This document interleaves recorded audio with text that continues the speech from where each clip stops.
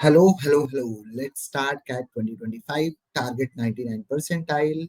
Today we are going to talk about algebra, sequences and series. So in this, we are going to cover sequences and series in three parts. In the first class, we are going to talk about arithmetic progression. In the second class, we are going to talk about geometric progression, and in the third class, we are going to talk about miscellaneous sequences, miscellaneous series. So what kind of questions we are going to get, and let's start. So in the first session we are going to talk about uh, arithmetic progression, that's AP. Okay, so what we are going to do over here,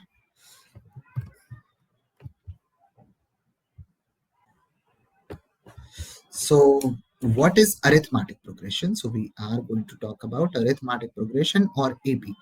So what is AP? So AP is a series where difference between two consecutive terms is always constant. The difference between two numbers never changes. So let's take an example of 1, 3, 5, 7, 9, and so on. So if you see the difference is 2, we can talk about 2, 4, 6, 8, and so on. So if you see differences two, so these two terms are going to called as AP, arithmetic progression. The difference is always two between two any consecutive numbers. So generally what happens, first term we call it as A. The common difference, the constant difference that we have is denoted generally by D. So second number is going to be A plus D. The third number is going to be A plus 2D, and fourth number is going to be A plus 3D. So in the first term we have 0 Ds, in the second term we have 1 D, in the third term we have 2 Ds. So in the nth term we are going to have n minus 1 Ds. So in AP, the nth term is always given by A plus n minus 1 into D. Okay, now let's move to a different concept in AP.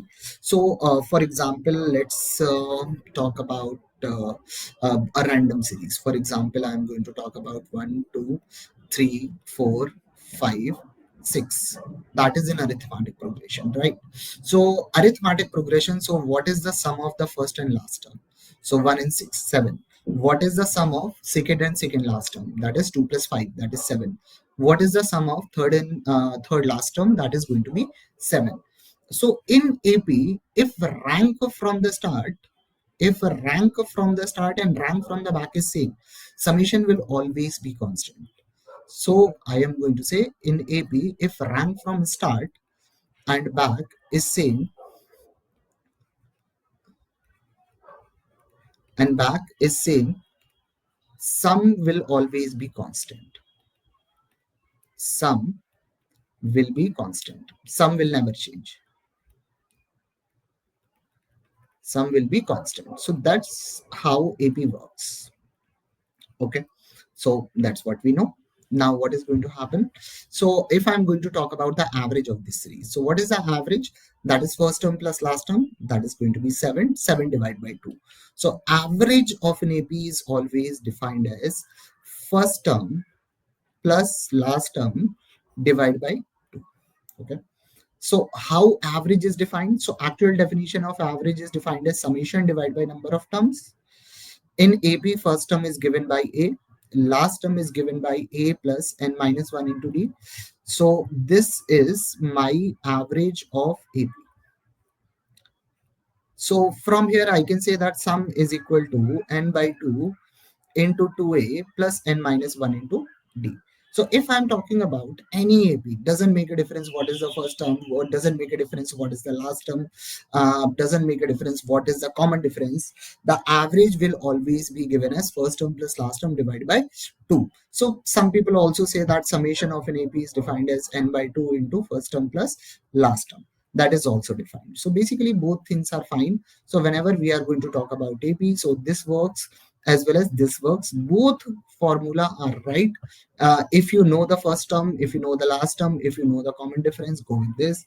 If you know the first term, common difference, and number of terms, then go with this formula. Both formula are correct. Now, there is one more series that generally we talk about, that is 1 plus 2 plus 3 up to n. So this is the sum of n consecutive numbers, n consecutive numbers starting from 1. So this sum is going to be given by n into n plus 1 divided by 2. That is always going to be true. So 1 plus 2 plus 3 plus 4 up to n. So this is, we can say, AP. The number of terms are n, and average is going to be first plus last divided by 2. That is the average. Average into number of terms will give me the sum. Okay. Now, one type of question has been asked in AP, and that is a very common question. We have seen this in last few years.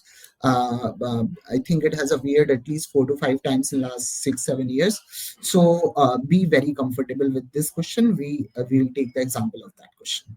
So, for example, we have an AP that is called 2. Then we have 5. Then we have 8. Then we have 11. So if you see, the first term is 2, common difference is 3. Every number is increasing by 3. And the last number is, let's say, 326. So this is my series. My series start from 2. It goes till 326. Okay. My second series is, it starts from 3, and it has 7, then it has 11, then it has 15, and so on, and it goes up to 463. So basically we have two APs. In those two APs, now question says, what is the number of common terms? What is the number of common terms in both APs? So these kind of questions we have seen multiple times in CAT exam. So we are going to approach this question, number of common terms. So what is the general approach of this question? Okay. So first of all, this series is ending up 326. This series is ending at 463. So we know that we can never get any common number after 326, because this series is ending at 326. So after that, there is going to be no common term. So my last term is 326. Last common term may be 326. I'm not sure it will be. It may be, it may not be. Fine. Now, what is the common difference over here? That is 3. What is the common difference over here? That is 4. So basically, we have a common difference of 3. We have a common difference of 4. So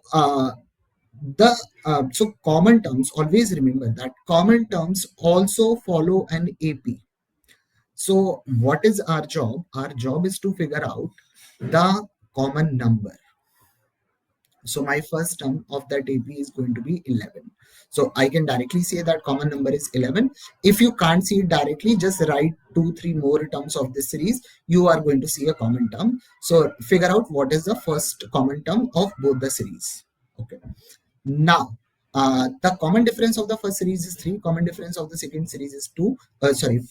So basically, the common difference of both the series is going to be the common difference of the series of the common terms is going to be the LCM of this series and this series. So LCM of 3 and 4 is 3 and 4 is 12. So basically, my first term is going to be 11, next term is going to be 23, next term is going to be 35, and so on. So basically, 11 is going to be in both the series, 23 is going to be in both the series, 35 is going to be in both the series. Okay. Now, how I'm going to figure out the number of terms? So I know that last common term may be 326. Will it be? I don't know. Will it? It may be, it may not be. But what I'm going to do, I am assuming 326 is a common term. So I am assuming 326 is a common term, and that is equal to 11 plus number of terms minus 1 into D. What is common difference? That is 12. So from here, I can say that 315 is equal to 12 times n minus 1. Okay. So n minus 1 is equal to, it is going to be, I can cancel out by 3, so it is going to be 4. It is going to be 105. Okay, so it is going to be 26.25.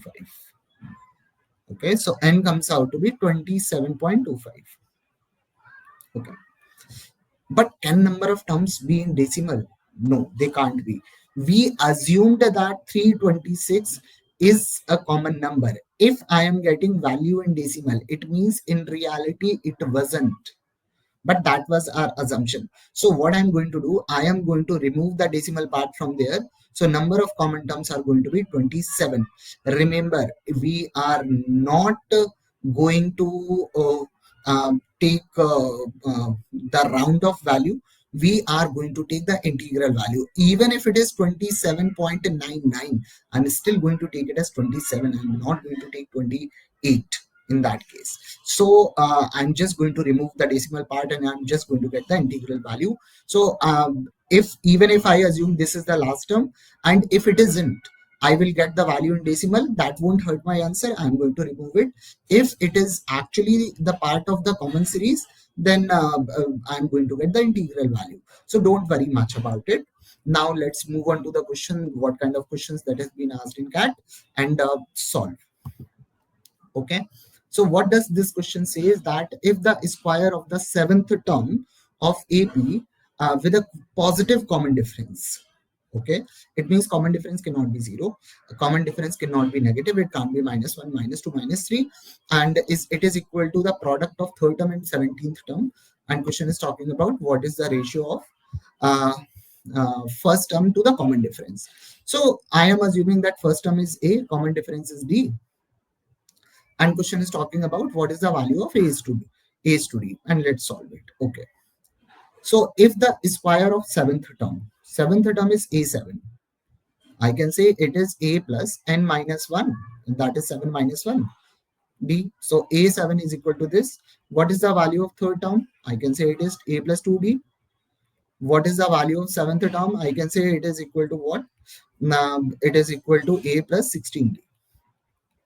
Okay, now whatever question is saying, I'm going to do that. Question is saying a7 square is equal to a3 into, sorry, it's not a5, it's a17. a3 into a17. Okay, so I am going to say that it is a plus 6d whole square,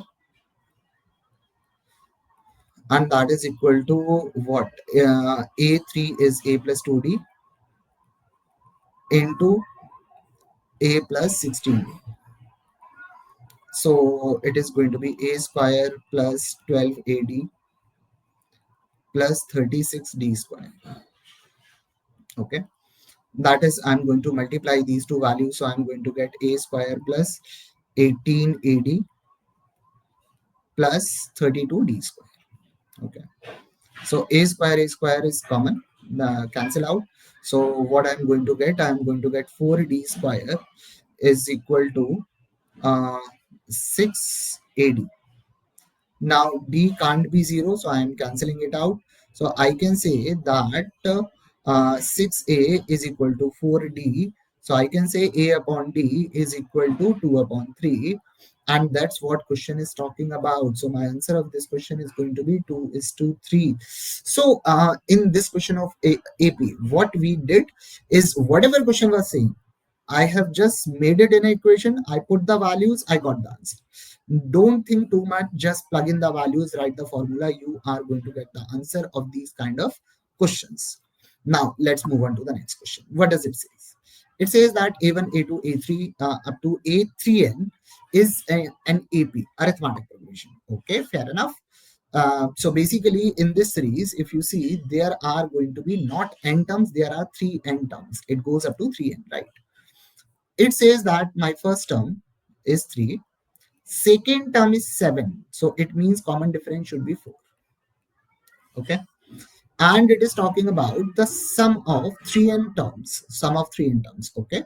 So what I'm going to do, I'm going to use the formula, that is n by 2, so number of terms are 3n, so 3n by 2 into 2a. What is the value of 2a? That is 6, plus n minus 1. What is the value of n minus 1? That is 3n minus 1, because number of terms are 3n, into d. What is the value of common difference? That is 4. And I can say this is equal to 1620. Sorry, 1830. So 3 cancels out, so this value becomes 610. Okay.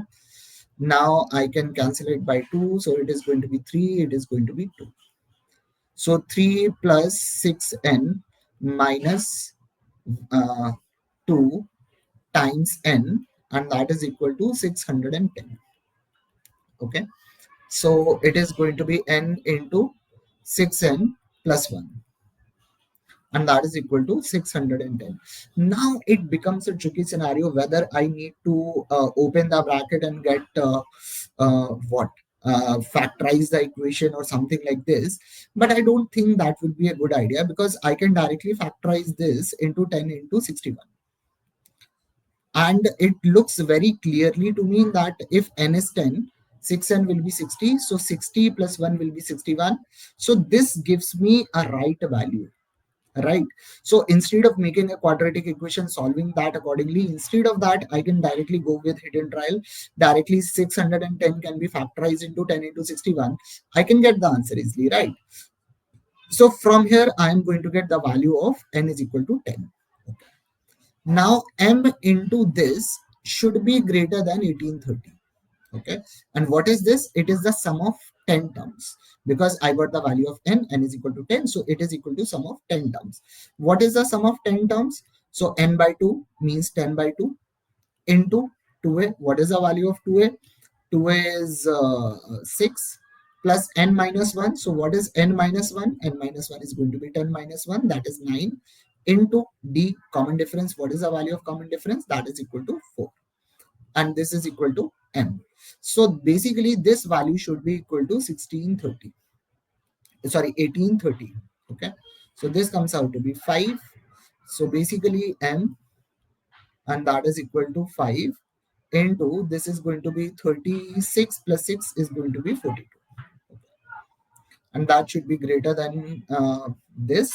So I can say m into 210 is greater than 1830. So 0 0 cancels out. I can cancel it by 3. So it is going to be 7. It is going to be 61. So 7 into something is greater than 61. It means a minimum value of m should be 9. So, and question is talking about the smallest possible value, means minimum value of m, and that's going to be 9. So answer of this question is going to be option B. Did I use any tricks to that tricks in this question? No. I simply read the question. I did exactly what question was saying. I have just plugged in the values, used the formula, got the answer. Was it too difficult or did it take a lot of time? No. These kind of questions can easily be solved in 1.5 to 2, or maximum in 3 minutes. And in 3 minutes, if you are getting 3 marks in the exam, you are doing very great. Very great. Don't worry about it. Now, let's move on to the next question. What does it say? That A1, A2, A3, A4, A5 be consecutive 5 is a sequence of 5 consecutive odd numbers. Okay, so these are not consecutive numbers. Consecutive numbers are one followed by another. So consecutive odd numbers like 1, 3, 5, 7, 9, or something like this. So I have a number A1. A1 is odd because these are odd numbers. This is A2, this is A3, then A4, then A5. So if these numbers are consecutive numbers, it means the difference between these numbers is going to be 2. So that's what we know. Okay. And what are these numbers? I don't know. Consider a new sequence of 5 consecutive even numbers ending with 2a 3. Okay. So this last number is 2a3. So a3 may be even, it may be odd, but 2a3 will always be even. Okay. Now, and we are talking about consecutive even numbers. So what are consecutive even numbers? 2, 4, 6, 8, 10, right?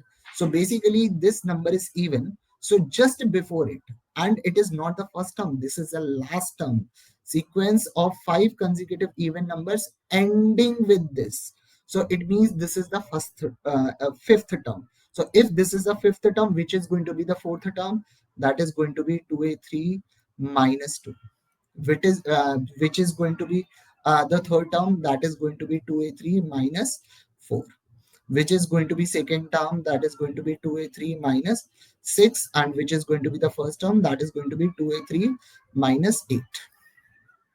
Okay, and sum of these numbers, sum, add, add, and add. Sum of these numbers is given to us as 450. Okay.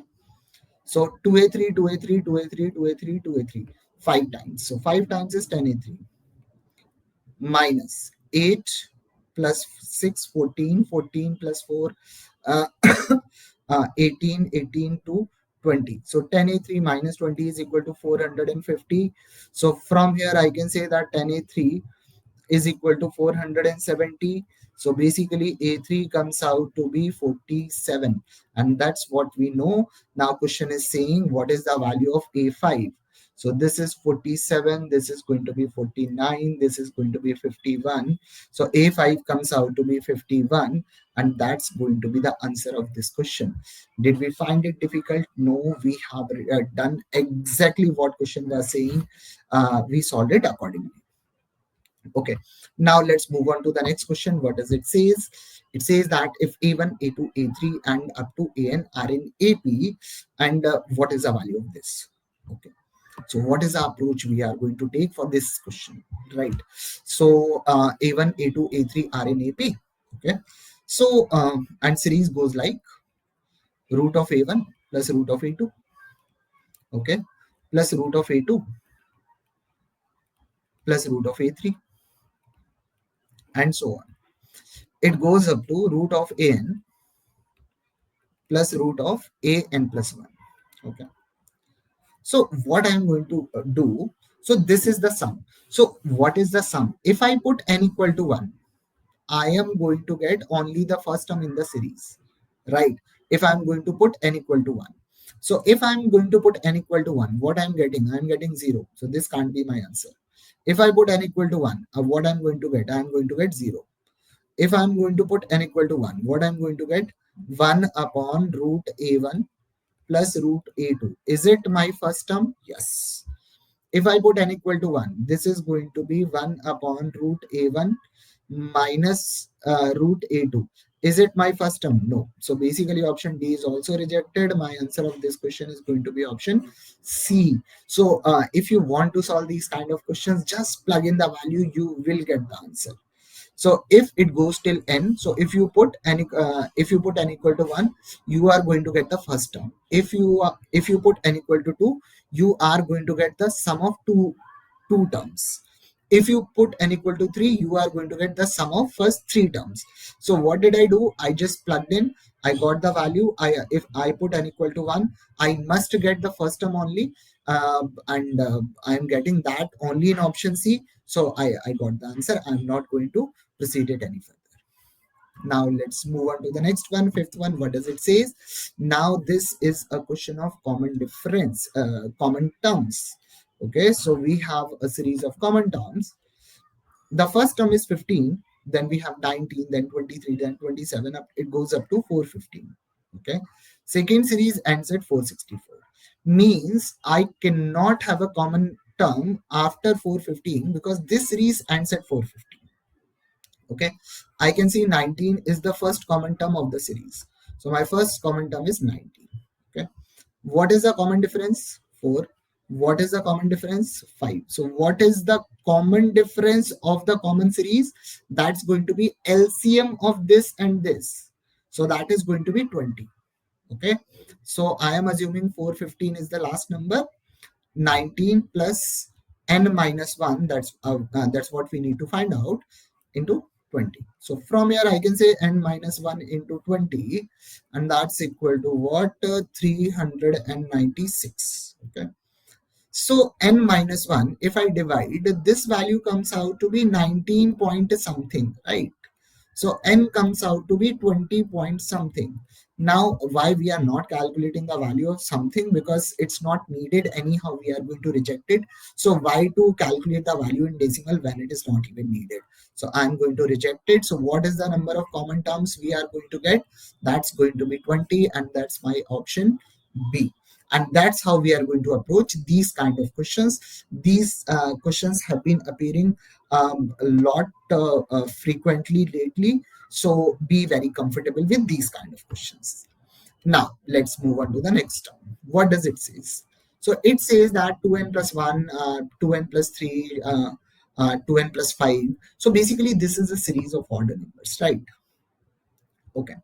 So first of all, our job is to figure out how many terms are there.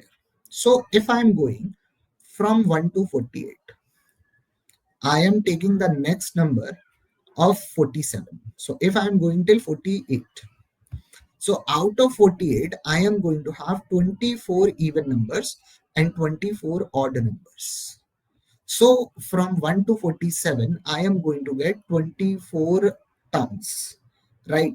So this series has 24 terms. Okay, so what is my series? 2n plus 1 plus 2n plus 3 uh, plus 2n plus 5 and so on up to 2n plus 47. Okay, that is equal to 5280. Okay. So what I'm going to have 2n. 2n is appearing 24 times, so 2n into 24 plus 1 plus 3 plus 5 plus 7 up to 45. Sorry, not 45, I'm writing it wrong. It is 47 and that is equal to 5280. Okay.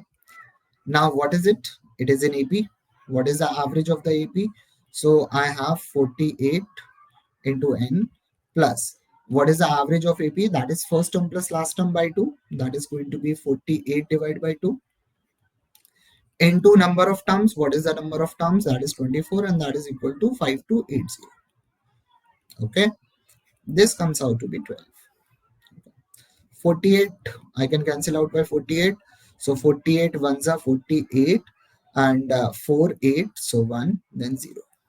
Okay, so what I'm getting? I am getting n plus 12 and that is equal to 110. Okay, so that's what we are going to get and that is equal to n plus 12 and that is equal to 110. So what is the value of n? N is going to be 98. What is the sum of all the numbers from 1 to 98? 1 plus 2 plus 3 up to 98. So it is going to be 98 into 99 into 100. Sorry, upon 2. So this is going to be 49, right? So I am going to get 49 into 99. Now, how can I do it quickly? So basically, I can do 49 into 100 minus 1. So 49 into 100 is 4900 minus 49. So this gives me 4851. So my answer of this question is going to be 4851. So this is the approach we are going to take in this question. And is there a different approach that we have taken? No, we have just used some basic logic and some formula that we have already seen at the start of the lecture. So with this, we'll wind up this session. Now, if anyone has any doubt, what you can do, you can drop your query in the comment section and we'll reach you out as soon as possible. And I hope I'll be helpful to you in understanding the series and other topics. Uh, Thank you.